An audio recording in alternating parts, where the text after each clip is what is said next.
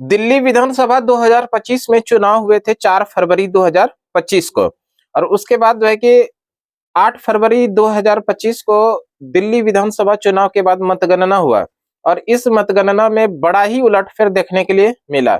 दिल्ली के जो पूर्व मुख्यमंत्री थे अरविंद केजरीवाल, वो भी अपने सीट को नहीं बचा पाए और अपने सीट को हार गए, है ना। ध्यान रखिएगा, इसमें हम लोग डिस्कस कर लेते हैं, और आने वाले दिनों में जो एग्जामिनेशन होगा तो वहां यहाँ से यानी दिल्ली विधानसभा चुनाव से संबंधित महत्वपूर्ण प्रश्न आने की पूरी संभावना है ना।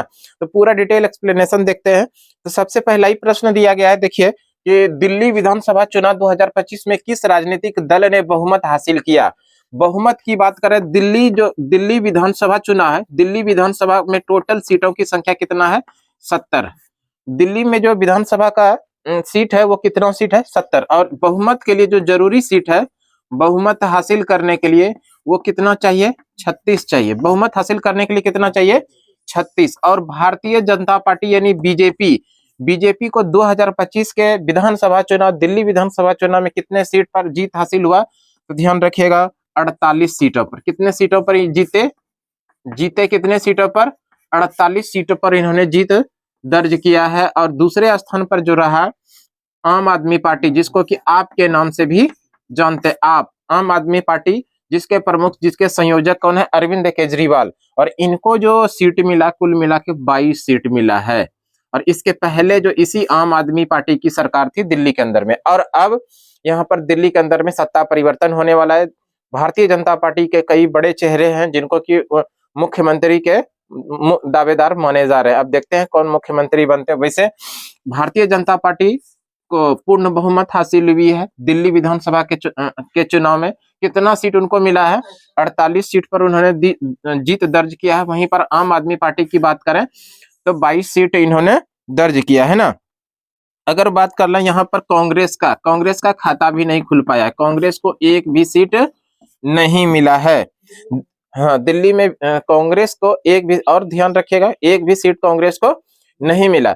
और इस तरह से भारतीय जनता पार्टी ने 27 साल बाद वापसी की है। 27 साल पहले ही भारतीय जनता पार्टी ने, दिल्ली की सरकार हुआ करती थी, कितने वर्षों बाद वापसी की है भारतीय जनता पार्टी, कितने वर्ष बाद, 27 वर्षों के बाद, 27 वर्षों के बाद वापसी किया है, वापसी, है ना।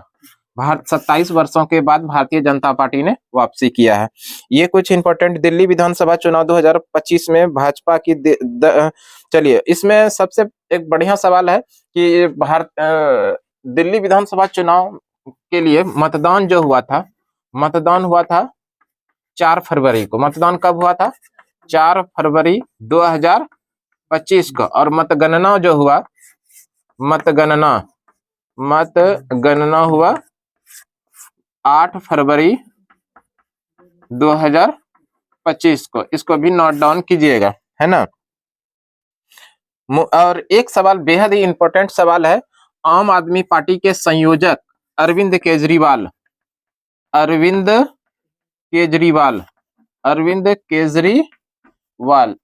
ये किस विधानसभा सीट से चुनाव लड़े थे और हार गए। तो आंसर कीजिएगा नई दिल्ली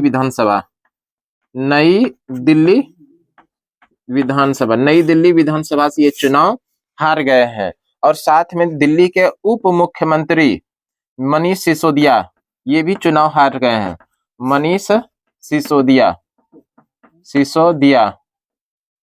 सिसोदिया ये भी चुनाव किया हुए हैं, हार गए। ये सब बड़े चेहरे थे दिल्ली विधानसभा चुनाव में, जो कि विधानसभा चुनाव में इनको हार का सामना करना पड़ा है ना।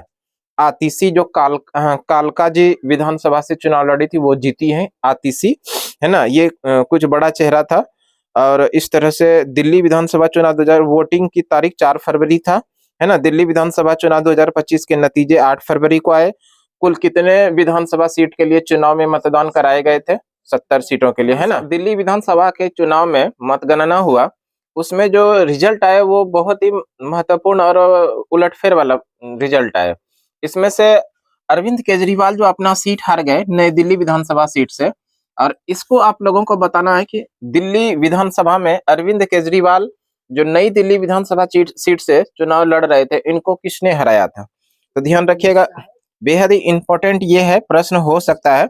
प्रदेश वर्मा, प्रदेश वर्मा जो कि भारतीय जनता पार्टी के उम्मीदवार थे, इन्होंने दिल्ली विधानसभा के अंदर जो नई दिल्ली विधानसभा चुनाव, नई दिल्ली विधानसभा क्षेत्र से चुनाव लड़ रहे थे अरविंद केजरीवाल, और दिल्ली के पूर्व मुख्यमंत्री भी रहे थे अरविंद केजरीवाल, इनको हरा दिया किसने? प्रदेश वर्मा ने। प्रदेश वर्मा की बात करें, ये किस दल से संबंधित है? भारतीय जनता पार्टी से। तो इस तरह से ये कुछ महत्वपूर्ण फैक्ट हो गया। भारतीय जनता पार्टी ने जो चुनाव में प्रदर्शन किए, बहुत अच्छा प्रदर्शन किए। कुल मिला के कितने सीट उन्होंने जीता? 48 सीट जीता। और यहाँ पर बहुमत हासिल करने के लिए कितने सीटों की जरूरत होती है? 36 यानी 36 सीट। और जीता कितना? 48 सीटें। आपको कितना, आम आदमी पार्टी को कितना मिला? 22 सीट मिला। एक प्रश्न का उत्तर आप लोग कमेंट में दीजिएगा, आम आदमी पार्टी का गठन किस वर्ष हुआ? आम आदमी पार्टी का जो गठन हुआ है, जिसके की चुनाव चिन्ह है झाड़ू, इनका गठन किस वर्ष हुआ है ना? इस प्रश्न का सही उत्तर आप लोग कमेंट में छापिएगा। देखिए, भारतीय राष्ट्रीय कांग्रेस का खाता भी नहीं खुल पाया, और इस तरह से 27 वर्षों के बाद भारतीय जनता पार्टी ने दिल्ली विधानसभा के चुनाव में वापसी किया। कितने वर्षों बाद? 27 वर्षों बाद। अरविंद केजरीवाल अपने खुद का सीट हार गया नई दिल्ली विधानसभा से। किनसे हार गया? प्रदेश वर्मा से, जो कि भारतीय जनता पार्टी के उम्मीदवार थे। मनीष सिसोदिया जो कि दिल्ली के पूर्व उप मुख्यमंत्री रहे, ये खुद हार गए। और इसके अलावा आप लोगों को याद रखना है कि मतगणना जो हुआ वो 8 फरवरी 2025 को, मतदान हुआ था 4 फरवरी 2025 को।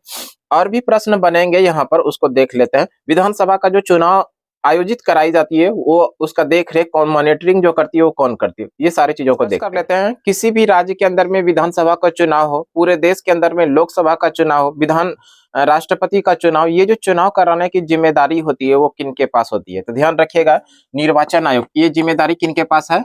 निर्वाचन आयोग। निर्वाचन आयोग आप बोल सकते हैं, या इसी को हम लोग बोल सकते हैं चुनाव आयोग। निर्वाचन आयोग या चुनाव आयोग दोनों एक ही बात है, चुनाव आयोग।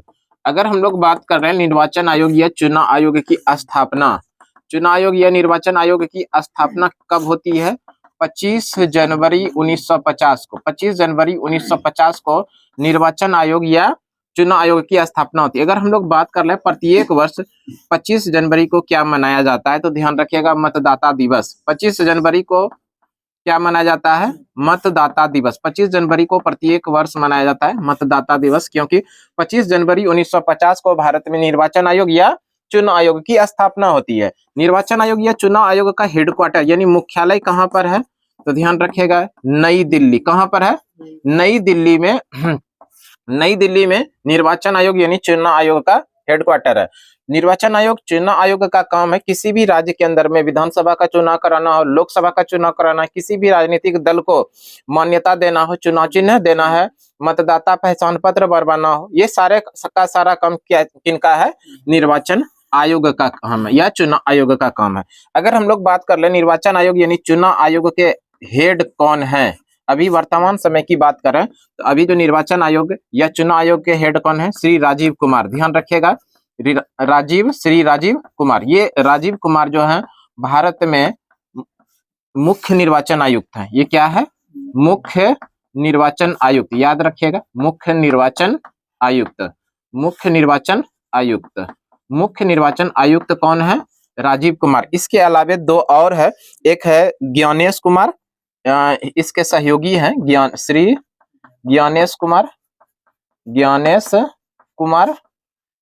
कुमार और साथ में श्री ज्ञानेश कुमार और इसके साथ में एक और है जिनका नाम है डॉक्टर सुखबीर सिंह सिंधु। डॉक्टर सुखबीर सिंह सिंधु। ये दोनों जो है निर्वाचन आयुक्त है। ये दोनों क्या है? निर्वाचन आयुक्त। ये दोनों क्या है? निर्वाचन आयुक्त है। तो मुख्य निर्वाचन आयुक्त की बात करेगा तो श्री राजीव कुमार, और इसके अलावे अगर केवल आपको निर्वाचन आयुक्त पूछा जाएगा तो श्री ज्ञानेश कुमार और डॉक्टर सुखबीर सिंह सिंधु निर्वाचन आयुक्त है। इन सभी का जो कार्यकाल होता है, कार्यकाल कितने वर्षों का? तो ध्यान रखिएगा, 6 वर्ष या 65 वर्ष। इस दोनों में जो पहले आ जाए उसी के अकॉर्डिंग इनका कार्यकाल होता है। इनकी जो नियुक्ति करती है, नियुक्ति कौन करता है तो ये भी ध्यान रख लीजिएगा, नियुक्ति जो करता है वो राष्ट्रपति करते हैं। इनकी नियुक्ति कौन करते हैं? राष्ट्रपति। इनकी नियुक्ति राष्ट्रपति करते हैं।